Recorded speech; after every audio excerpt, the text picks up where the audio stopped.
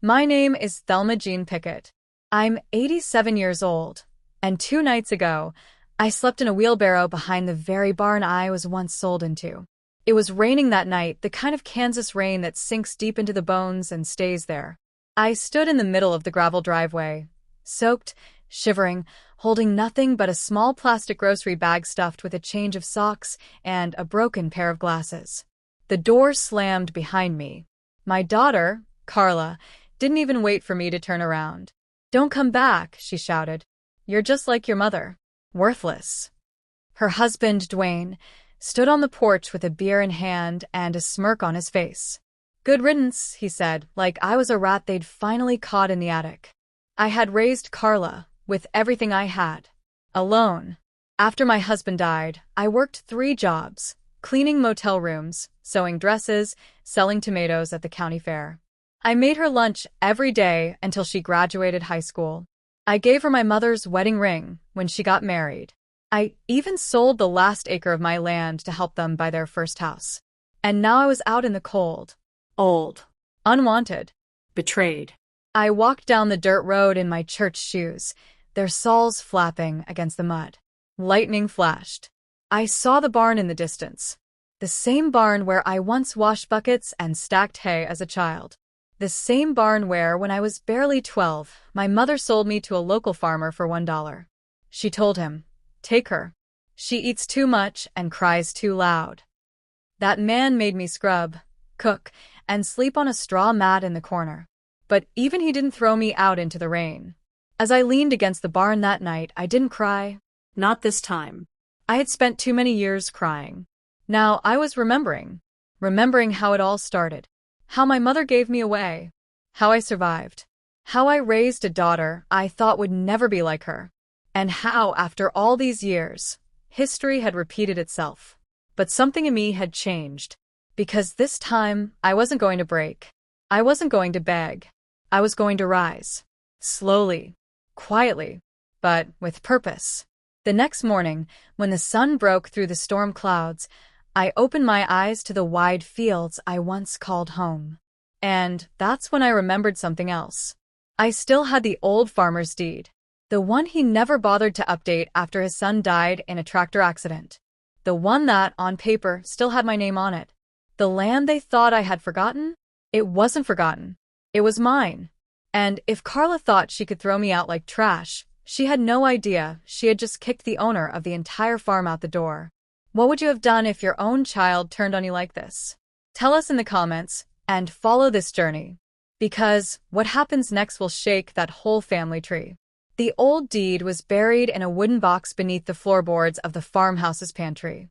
I remembered hiding it there the night before I left this land at 17, after the old farmer died. I had run from everything, this place, that life, the pain. I never came back. Until now. I walked into town with nothing but a cane and mud still drying on my clothes. People stared. Some recognized me, or thought they did. Small towns remember the names, even when they try to forget the faces. At the county clerk's office, I asked to see the land registry records for my childhood farm. The woman behind the desk, a gray-haired woman named Nora, gave me a puzzled look. "You mean the Pickett farm?" she asked. Pickett. My mother's name. A name I never took with pride. "Yes," I replied. "That land. I need to check who owns it." She typed. Frowned. Typed again. "Well, this is strange," she murmured. "It's showing your name, Thelma Jean Pickett, as a joint owner with someone named Thomas Reed. But Thomas has been dead for nearly 50 years. I leaned in. "No one ever changed it?" She shook her head. "Looks like it was overlooked. The land's still in limbo legally. It wasn't transferred or contested." I felt my knees weaken. All this time. The land. The house. The barn. Even the fields Carla and Dwayne now farmed, it was technically still half mine. I asked her what would happen if I filed a claim to clarify ownership. "Well, if you file and prove your identity, you could legally assert full rights as the sole surviving title holder. You'd own it all. Every acre." I thanked her and left, heart pounding. I sat on a bench outside the post office and stared at the fields across the highway. Carla had built her life on that land, but she didn't own it. She never even asked about the deed. She just assumed. Assumed I had nothing. Assumed I had no past, no paper trail, no spine left in my body. And now, that assumption was going to cost her everything. But this wasn't just about revenge. This was about rewriting what had been written in shame. Because I didn't just want the farm. I wanted to turn it into something better than the place I had suffered in. I filed the paperwork that week.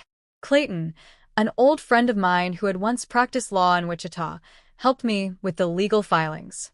"You're gonna make history, Thelma," he said with a smile. "Most women your age are sitting in rocking chairs. You're over here reclaiming a farm." The official process began. Within 2 weeks, a formal notice was sent to Carla and Dwayne. That's when things exploded. Carla showed up at the shelter where I was staying. She stormed through the front door, red-faced, dragging Dwayne behind her. "How dare you file a claim against us?" she screamed. "This is my home. My children were raised on that land." I didn't flinch. "You raised them on stolen soil," I said calmly. "And when you threw me out, you forgot something. You weren't throwing out your mother. You were throwing out the owner." Dwayne stepped forward, pointing a finger. "We've worked that land for years. That should count for something." "It would," I said, "if you weren't the ones who laughed while I slept in the rain." Carla's lip quivered. "You're just doing this to hurt me." "No," I replied. "I'm doing this to heal me." They left shouting, but I stayed seated, still as stone. I knew the storm was just beginning. Word had gotten out in town. Some supported me. Others said I was cruel. "She's trying to take her daughter's farm," the gossip flew. But I didn't care. I had been called worse by better people, and I had work to do. I moved into a small trailer near the property line while the claim went through probate court. I watched the fields every morning, remembering where I once picked corn with bleeding hands and sunburned shoulders. I saw Carla's youngest boy ride a bike down the gravel path. That boy didn't deserve to suffer for his mother's choices. So I made a decision. If the land became mine again, I'd open it, not just to him, but to every young girl in this town who'd ever been told she was worth less than $1.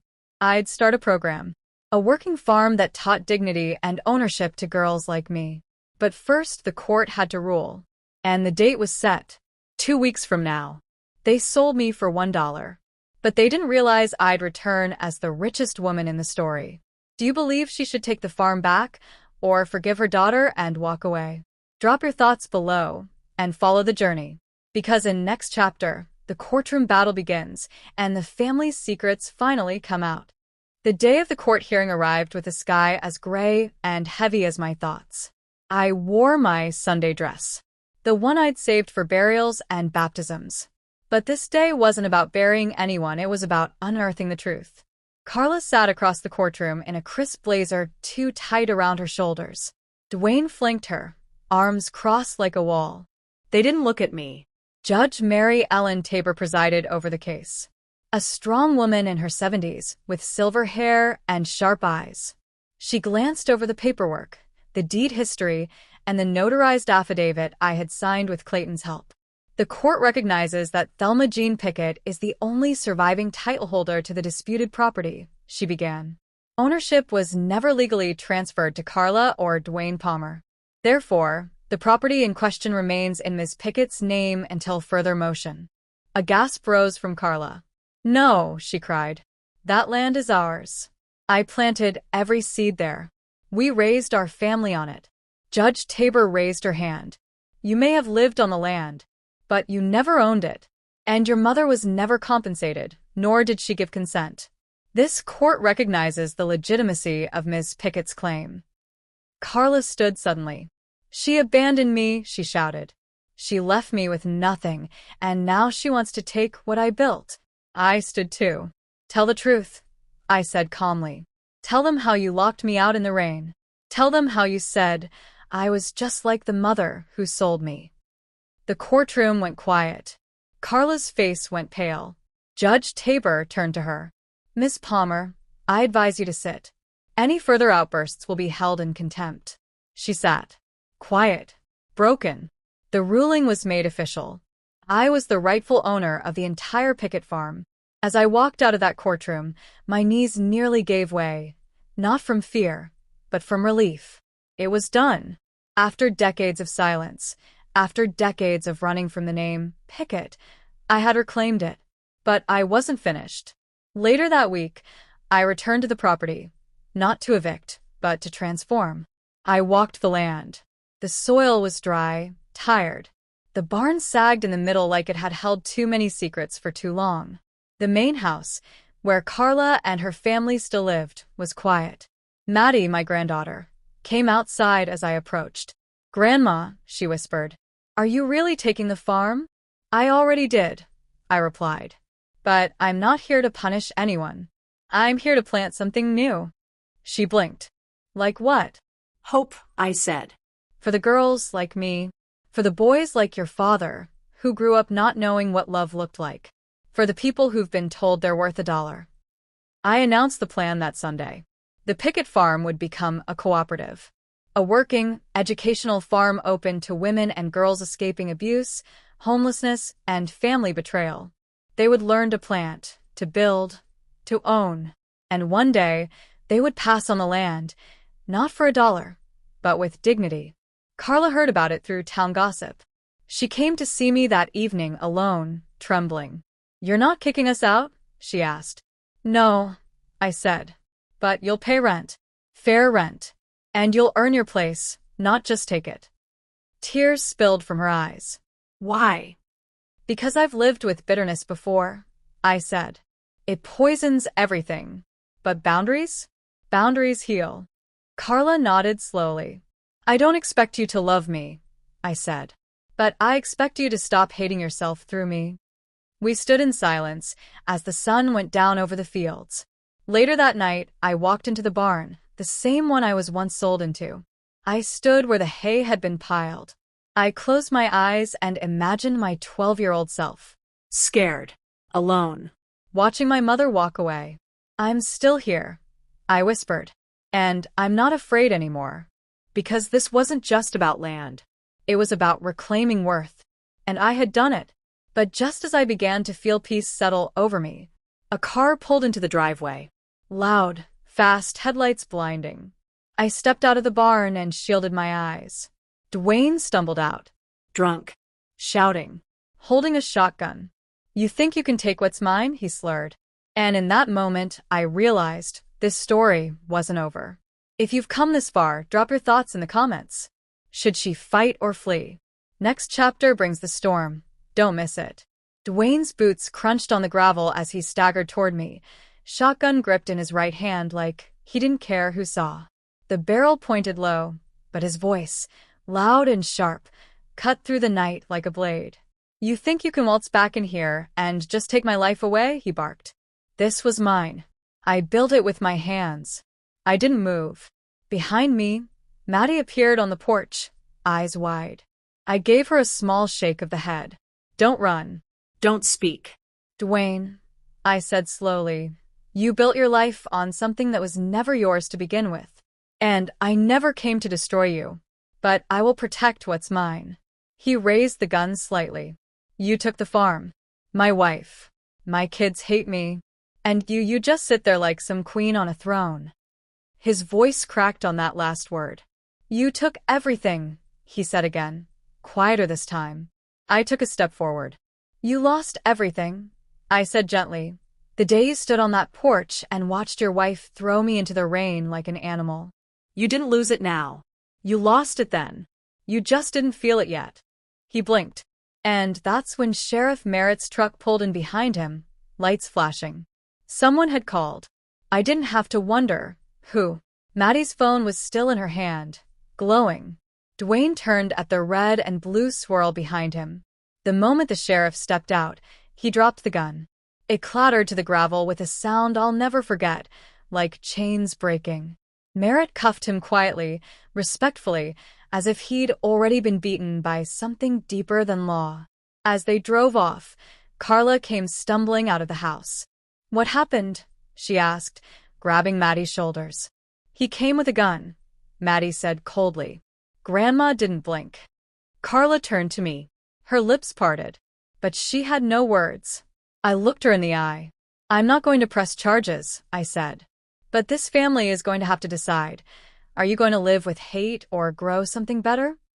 That night, I sat alone in the barn again.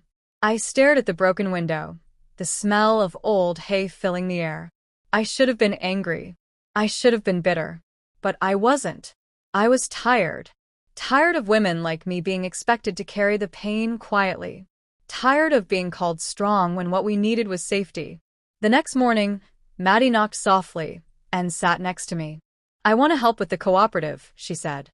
"I want to be part of it. Not just live here, but build it." I took her hand.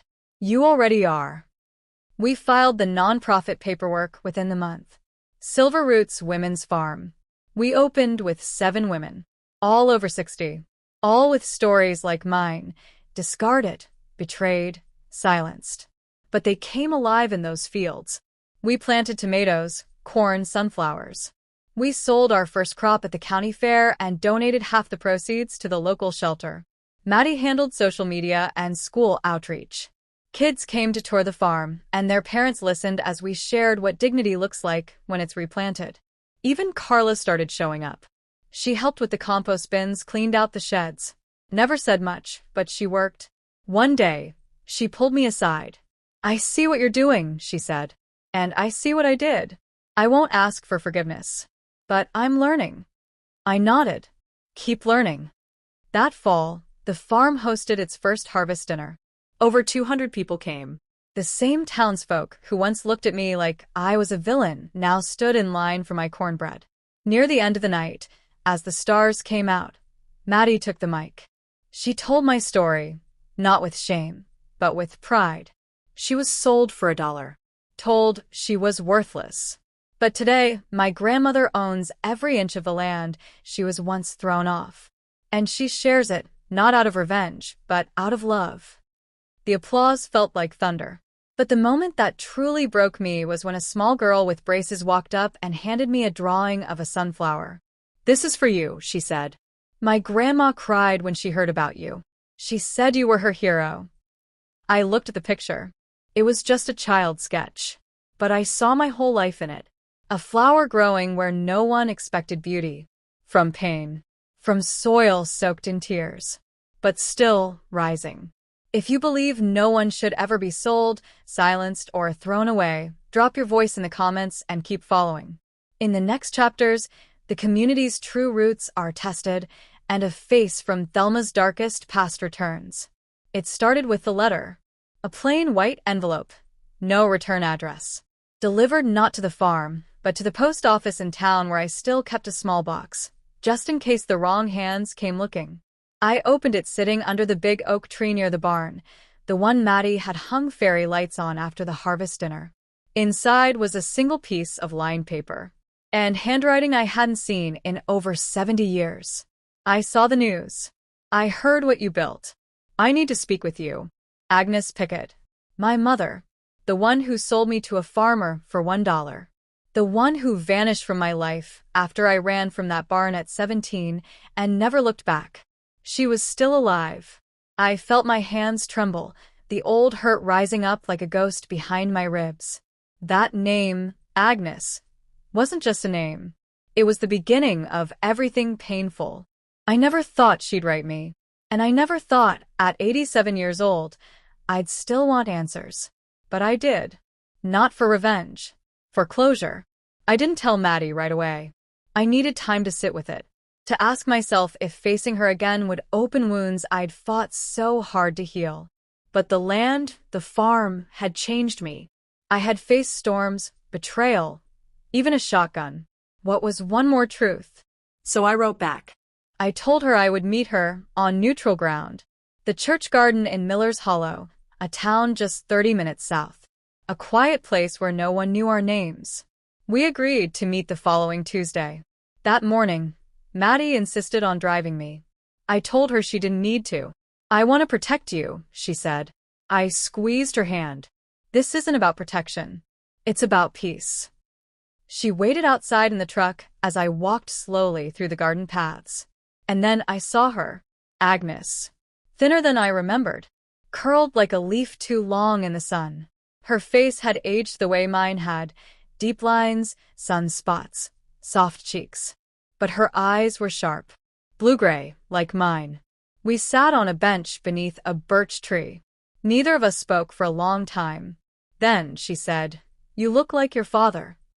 "You look like the woman who told me I was worthless," I replied, not out of spite, but out of truth. She looked down at her hands. "I was 17 when I had you," she whispered. "My parents disowned me. I had nothing. And when you cried too much, I didn't know how to love you.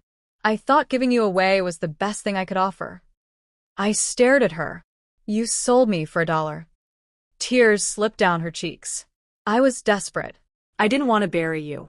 "So I gave you away to someone who could feed you." "He didn't feed me," I said. "He worked me, Beat me. made me sleep in the cold." Agnes's shoulders collapsed. "I'm sorry," she said. "I've carried that shame for decades. But I never had the courage to find you. Until I saw the farm. Until I saw what you built." I studied her. Not the woman who hurt me. The girl who had been hurt herself. Generations of pain. Passed down like recipes, like heirlooms. But I had broken that chain. And now here she was trying to break her own. "I don't hate you," I said softly. She looked at me, stunned. "I don't trust you either," I continued. "But I don't want to carry your shame anymore." I buried it in the soil and replaced it with sunflowers. Agnes reached into her coat and pulled out a faded photograph. Me. Age 12. Holding a kitten on the porch of that barn. "I kept this," she said. "Every day." I took it. My hands didn't shake. "I hope you find your peace," I said, standing. She reached for my hand, but I didn't offer it. Not yet. Peace wasn't a handshake. It was a process. As I walked back to the truck, I felt lighter. Maddie looked at me, searching my face. "You okay?" she asked. I nodded. "I'm more than okay. I'm free." That night, I placed the photo in a frame on my dresser. Not to forgive the past, but to remember what I had overcome. Silver Roots expanded that month. We broke ground on a new greenhouse and welcomed 5 more women into the cooperative. One of them, Gloria, had just turned 82 and said, "I thought I'd die in a recliner. Turns out, I've still got dirt under my nails and dreams in my chest." We all laughed. And cried. And planted. And healed. Because the truth is, even when the world tells you you're worthless, even when your own mother sells you for $1, you can still rise. What would you do if your mother came back after a lifetime of silence? Tell us in the comments, and make sure you're subscribed so you don't miss the next chapters. The journey isn't over yet. A powerful twist is still coming. Winter came early that year. Frost blanketed the cornfields in late October, painting every stalk in silver. The farm felt quiet, peaceful even, but I knew something was coming. Not a storm in the sky, a storm in the heart. It arrived the way most trouble does. Unexpected, disguised as something small. It started with a visit from a man in a dusty gray suit and polished shoes. He showed up at the farm gate asking for me by name. "I represent the heirs of Thomas Reed," he said, handing me a crisp letter. "We're contesting the property title you reclaimed." I blinked. "Excuse me?" He adjusted his glasses. "Mr. Reed's distant relatives recently discovered that a portion of the Pickett farm may have included parcels Thomas left undocumented. They're claiming it as part of their late father's estate." I felt the weight in my chest rise. Another fight? After all this time? I thanked him politely and walked back to the house with the envelope in hand. Maddie saw the look on my face and followed me inside. "What is it?" she asked. I explained. She took the letter and read it twice. "They're trying to take your land?" "No," I said quietly. "They're trying to take our future." We called Clayton immediately. He was calm, focused. "They don't have much to stand on," he said. "But they're counting on age, on fear, on you backing down." I sat at the kitchen table, the same one where Maddie and I had just canned apples the week before, and stared out the window at the land I'd once been cast out of. "I'm not backing down," I whispered. The case went to court within 3 weeks. The Reeds were distant cousins, people I'd never heard of. But they had money, influence, and a local lawyer who strutted like he was already writing the deed in his head. At the hearing, their lawyer presented a faded map and letters between Thomas Reed and his brother, documents that supposedly showed informal intentions to claim the West Field. But Clayton stood and laid it all out clean. Intent is not ownership, he said. Possession, care, stewardship, and documentation, all of that belongs to Miss Pickett. She's not just a landowner. She's the soul of that land. Then he did something brilliant. He played a video. Clips from the cooperative's founding. Elderly women planting sunflowers. Maddie leading school children through the greenhouse. A tearful Carla, standing beside compost bins, admitting her wrongs and praising what her mother had built. The courtroom was silent. Then the judge spoke. The evidence is insufficient to support any transfer or dispute of ownership. All land remains legally in Thelma Pickett's name. We won. Again. But this time, it wasn't just about land. It was about roots. I walked out of that courthouse stronger than ever. Carla was waiting outside. She hugged me. For the first time in years, she hugged me without shame. That night, Maddie and I danced in the kitchen. No music. Just laughter, feet tapping on the wooden floor. But as the laughter died down, she looked at me. "Grandma," she said, "when you go, what happens to all this?" The question hit like a wind through an open window. Not out of fear, but legacy. I took a deep breath. "I've already added your name to the deed," I said. She gasped. You what?" "You earned it," I told her. "Not just with work, but with your heart." Tears welled up in her eyes. "And the cooperative? It's written in the trust. Silver Roots will live long after I'm gone." She hugged me tighter than ever. And then the final piece arrived. A letter from Agnes. No longer shaky or unsure. This one was clear, simple, Steady. I started volunteering at a local kitchen. I tell them about you, about the farm, about healing. I never imagined redemption, but I've found something close. Thank you for meeting me. I hope the land continues to grow stronger than we ever did. I smiled. Even in Kansas, where the land is flat and the sky feels endless, miracles happen in the dirt. Miracles named Peace. Miracles named Maddie. Miracles named Thelma Jean. What does legacy mean to you? Share it in the comments, and don't forget to subscribe so you won't miss the next chapters. The farm is safe, but an unexpected visitor will soon test everything Thelma built. The stranger arrived just after sunrise. I was sitting on the porch with my tea, wrapped in my worn flannel shawl, watching the mist roll across the fields. Maddie had already gone out to check on the goats. The air smelled like dew and sweet corn. Then I saw a black pickup pull slowly into the drive. It wasn't a local plate. A man stepped out. Tall. Slim. Maybe in his late 50s. Neatly dressed in jeans and a pressed white shirt. But it was the way he walked that struck me, cautious, like someone carrying more than just his own weight. I stood up. "Can I help you?" I asked, holding my cup steady. He took off his cap and nodded. "You must be Thelma Jean Pickett." I didn't answer right away. "My name's Henry," he said. "Henry Reed. Thomas Reed was my father." I froze. Not because I feared a fight, but because I wasn't expecting a Reed to walk up to my front steps like a man with something other than a demand. "I heard about the lawsuit," he said, eyes on the ground. "I wasn't part of it. That was my cousins. Greedy fools. I didn't even know they filed anything until after the judgment." I narrowed my eyes. "Then what do you want?" He looked up. "To say thank you." Now I was really confused. "My father used to talk about you," he said. Not by name, but he'd always mention the girl who worked harder than any of his sons. The one with eyes like stone and hands like steel. He said she kept the place running when he was too sick to get out of bed. I sat down again slowly. "I didn't know he remembered me for anything but the chores," I muttered. "He remembered," Henry said. "He just never knew how to say it." We sat in silence for a moment. He reached into his pocket and pulled out a folded photograph. It was old, grainy and yellowed around the edges. But I recognized it instantly. 12-year-old me, standing in the barn doorway, holding a basket of eggs. I didn't even know that photo existed. "I found this in my father's chest after he passed," Henry said. He had a note taped to the back. "Strongest person I ever met." I felt something shift in my chest. Not forgiveness. Not pride. Just stillness. "I've heard what you built here," he said, looking around the land.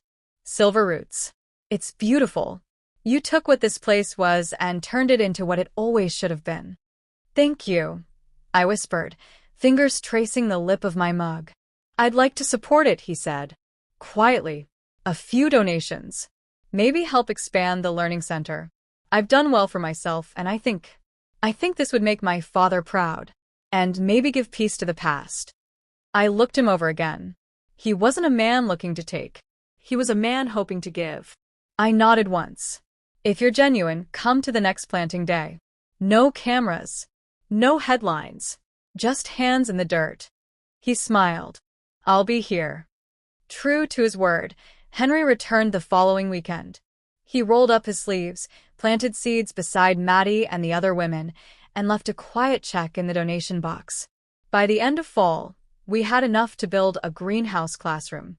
The farm flourished like never before. More women joined. Younger girls from the town asked to volunteer on weekends. We began offering workshops: how to sew, how to grow, how to stand back up when life tries to bury you. Carla brought coffee every Saturday now. Still quiet, still humble. Maddie started working on a documentary.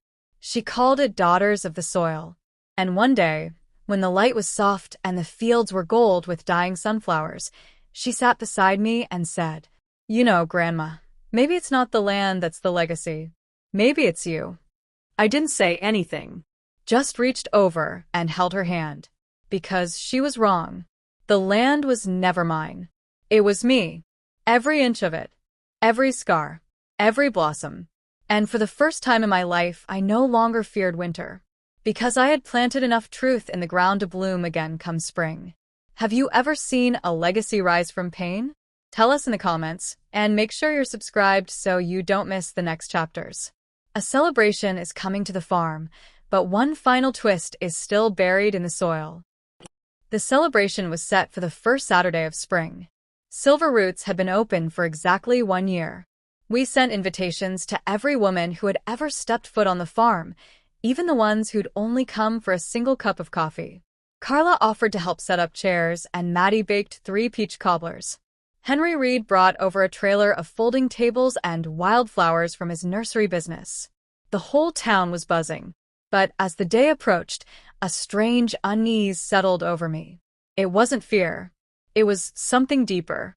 Like life was holding its breath for one last truth to rise up from the dirt. And it did. The morning of the celebration, just as I finished pinning my name tag to my blouse, Maddie ran inside the farmhouse with a small manila envelope in her hand. "Grandma," she said. "This came in the mail. Marked urgent." I opened it carefully. Inside was a letter, typed, not handwritten. Legal looking. Cold. It was from the state. A final audit had been conducted on the original land claim, and a newly discovered record had surfaced from 1948. A property amendment that had never been filed properly. According to the document, my mother, Agnes, had technically retained a portion of the original land. And, by state inheritance law, it had now passed to me. That sliver of property? It extended just beyond the West Field, including the gravel road Carla used to enter and exit her home. My land. Again. And once more, I had a choice. I stood at the edge of the porch and stared out at the wind blowing across the wheat. Carla was placing tablecloths, her brow furrowed in concentration. She had no idea. No clue that legally, I could block her driveway. I could fence her in. I could evict her. Not out of rage, but by right. Maddie looked at me. "What are you going to do?" I closed the envelope, breathed in the air, and said, "Nothing. Nothing." I smiled. The land doesn't need another war. It needs peace. So, I drafted a letter. I signed over that sliver of land to Carla. not as a weapon, but as a bridge. And when I handed it to her later that evening, under the twinkle lights and string music, she read it, blinked, and whispered, "Why?" "Because I want you to stay," I said. "Not out of fear, but because it's your choice." Just like it was mine to return. Carla nodded, tears falling freely now. "I don't deserve this." "Neither did I replied. We hugged. For the first time, it felt real. That night, as the farm filled with people, old, young, city, country, music and laughter rose into the air. Women stood to share stories. Poems were read. Seeds were handed out in little brown envelopes stamped silver roots. And then Maddie brought me to the stage. She held my hand as the crowd quieted. "Everyone here knows my grandmother's name," she said. But not everyone knows the weight she carried. She was sold for $1, thrown away, told she was worthless. But she came back, not to burn the past, but to plant a new future. The crowd stood, all of them, applauding, cheering, Crying. I felt my knees buckle, but Maddie steadied me. She leaned into the microphone and said, "This land isn't hers anymore. It belongs to all of us."